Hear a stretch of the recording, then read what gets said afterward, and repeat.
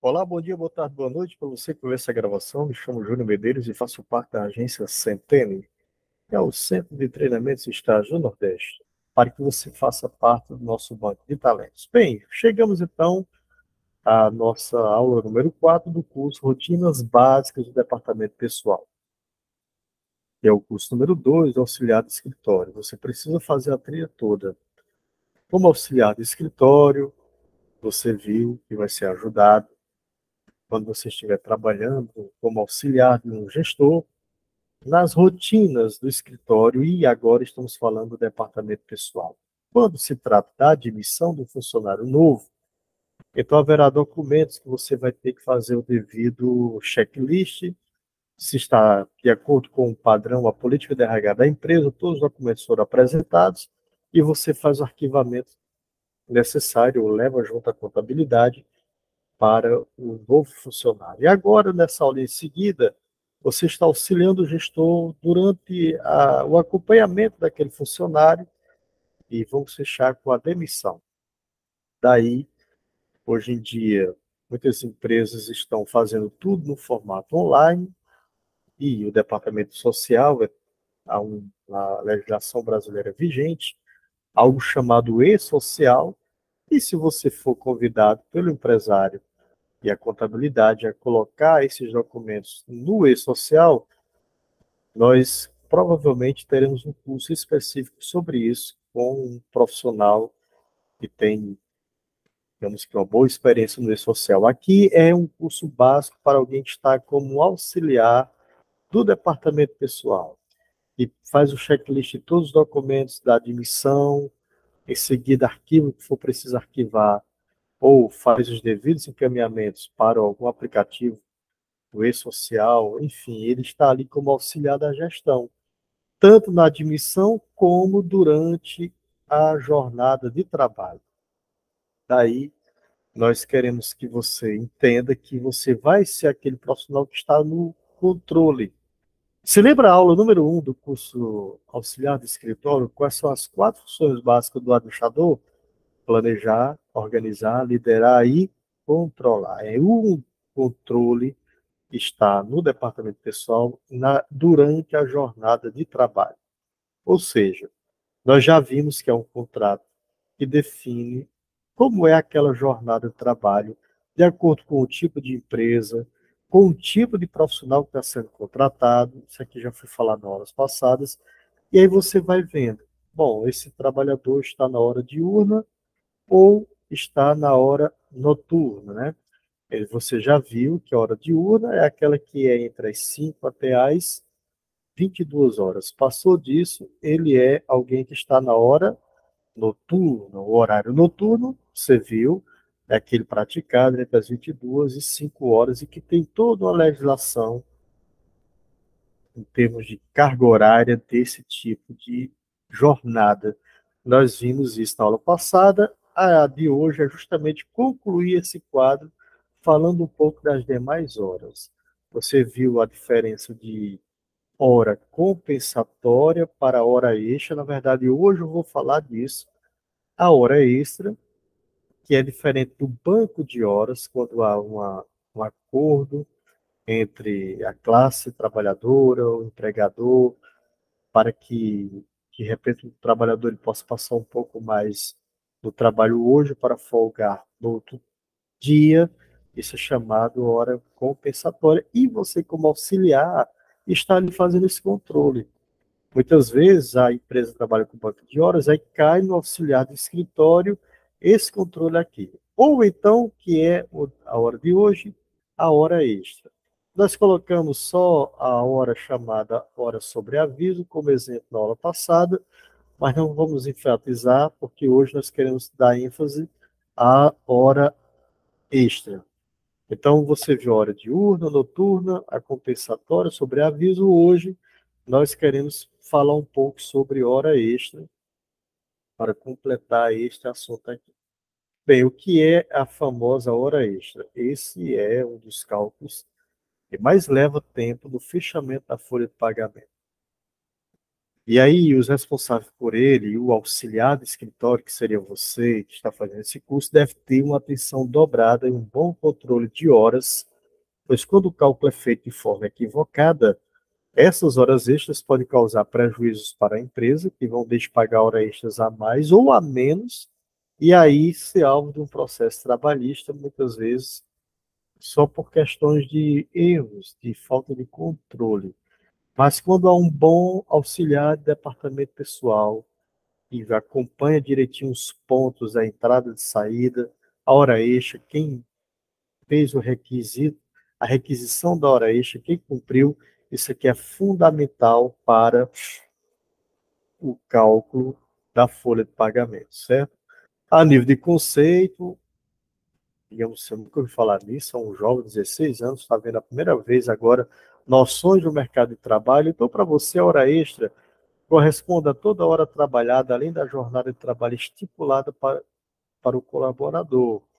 Todo funcionário tem uma jornada de trabalho com a carga horária prevista em contrato para cumprir seu dia a dia, como falamos em aulas passadas. Quando essa carga é ultrapassada, aí ocorre a hora extra. Então, por exemplo, se o colaborador tem uma jornada que inicia às 8 da manhã e termina às 17. Em determinado dia, ele precisou estender sua jornada e sair às 18h30. Esse tempo a mais é contabilizado como hora extra. Contudo, é importante ressaltar que não é somente ao final do expediente que a hora extra pode acontecer. Ela pode ocorrer também quando a supressão do horário de almoço, uma nova modalidade trazida pela reforma trabalhista ou em dias de feriados. Daí, mais uma vez, nós queremos que, como auxiliar do departamento pessoal, você vai lá para o seu gestor e vai ver de acordo com a categoria, de acordo com a sua empresa, e você diz, olha, como é a política de hora extra aqui? Quem tem direito à hora extra? Quem é aquele que vai dar a liberdade de autorizar a hora extra? Em tese, todos os funcionários que têm carteira assinada que ultrapassarem sua jornada de trabalho devem ter suas horas adicionais contadas como hora extra, para que elas sejam posteriormente remuneradas na folha de pagamento. Claro que hoje em dia, principalmente depois da pandemia, tem aqueles casos de pessoas que trabalham no sistema home office, mas isso, como eu falei, a empresa tem que dizer para você como é a política dela nessa questão. O que você precisa saber é que, se uma pessoa ganha, por exemplo, um salário de R$ 2.640, ele trabalha o que a gente viu na aula passada, 8 horas dias, né, 44 horas semana, quando há um cálculo para a definição de horas extras, é dividido esse salário por 220 horas, para saber o valor da hora extra mês. Daí alguém que tem esse salário, 2.640, divide por 220 e está o valor da hora trabalhada. Cada empresa tem o seu contador que já orienta isso. Você, como auxiliar do departamento pessoal, é preciso do controle quem realmente teve hora extra.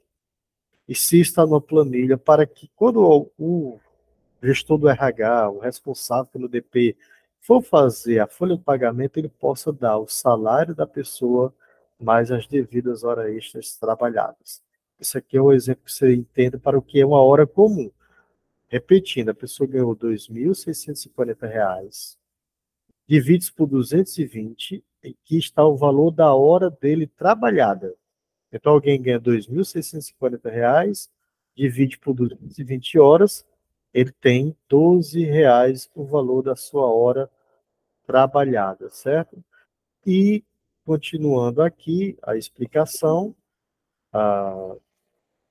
como fazer agora a hora extra dele? Isso aqui, esse valor da hora trabalhada, é importante porque se ele falta, por exemplo, haverá descontos em cima da hora trabalhada dele. Mas, quando ele tem a hora extra, acrescenta 50% em cima da hora trabalhada. Então, o salário por hora dele, que é de R$ 12, deve ser acrescentado 50%, que seria R$ 6 para ele. Daí ele vai ter R$ 18. Ele trabalhou 6 horas extras, por exemplo, aqui num dia. ele vai ter que ser acrescentado R$ 108 a mais no seu salário. Recapitulando, alguém que ganha R$ 2.640, o valor da sua hora é R$ 12. Quando tem horas extras para ele, a hora extra vai ser de R$ 18 aqui, ó. 12 mais 6. Então dá R$ 18, o valor da hora extra. Se um período, um mês, por exemplo, ele teve 6 horas extras, então acrescenta isso aqui a mais no seu salário. Em outras palavras, você como alguém que trabalha no departamento pessoal tem que ter o controle disso. Finalmente, para concluir esse quadro aqui, você tem que saber como é que está padronizado a hora do descanso no intervalo de cada um.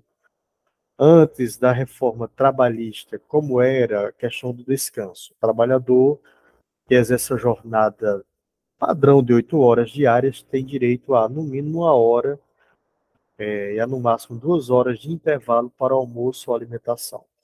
Como ficou agora, o intervalo poderá ser negociado desde que tenha pelo menos 30 minutos. Se o empregador não conceder intervalo mínimo para o almoço, ou concedê-lo parcialmente, a indenização será de 50% do valor da hora normal do trabalho, apenas sobre o tempo não concedido, em vez de todo o tempo de intervalo devido. Em outras palavras, esse horário de descanso aqui hoje é definido igual o banco de horas.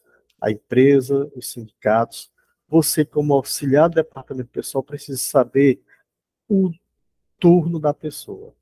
Como é? Ele entra que horas, vai que horas. Horário de descanso almoço, definido. Que hora ele volta? E de acordo com o tipo de empresa, você precisa acompanhar isso direitinho para que o horário de descanso dele seja respeitado dentro do seu turno. Isso envolverá também noção de folga para ele, noção de feriados, porque se passado o que for acertado, aí a hora a mais é considerado hora extra. Na verdade, todo auxiliar do departamento pessoal, ele já vai entender a prática, a política da empresa nessa questão, tá? E, finalmente, até mesmo tem empresas, e é da rotina dela, ela tem uma chamada hora in itinerar. O que é isso aqui? Esse horário itinerante. Não há na CLT, mas há na jurisprudência vigente um período em que o empregado ele sai de casa para a empresa e é longe, uma vez é de uma cidade para outra, e a empresa fornece esse transporte particular para ele, e em acordo coletivo, isso aqui entra na sua jornada de trabalho. Mas isso aqui é algo bem específico, detalhado e homologado pelo sindicato da empresa, dos trabalhadores.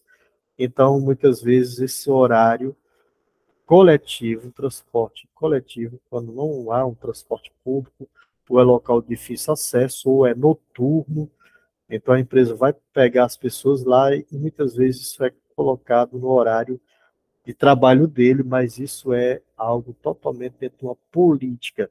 Cada caso é um caso, cada empresa é uma empresa. Nós queremos que você entenda que, como profissional que trabalha como o responsável pelas rotinas de acompanhamento, você vai ter que ter o controle desse horário. O que foi acertado aqui no dia da entrevista, a jornada dele, o salário, que hora que entra, que hora que sai, você vai ter o controle. Quer seja um controle ainda manual, mecânico, o pontinho, ou até mesmo eletrônico. Tem empresas que só com crachá, na hora que a pessoa entra na empresa, automaticamente já tem o horário da entrada, o horário da saída, e o que passa disso são as horas extras. Quando o funcionário chega atrasado, já tem descontos, e você fica com esse controle como uma das principais rotinas de acompanhamento. Nós queremos que você terminasse esse conteúdo aqui. Vamos voltar para continuar na aula seguinte, na próxima oportunidade, e espero que você esteja, pouco a pouco, entendendo as rotinas de um profissional de trabalho no escritório, auxiliando o departamento pessoal. Nos vemos na próxima oportunidade. Que Deus abençoe a todos.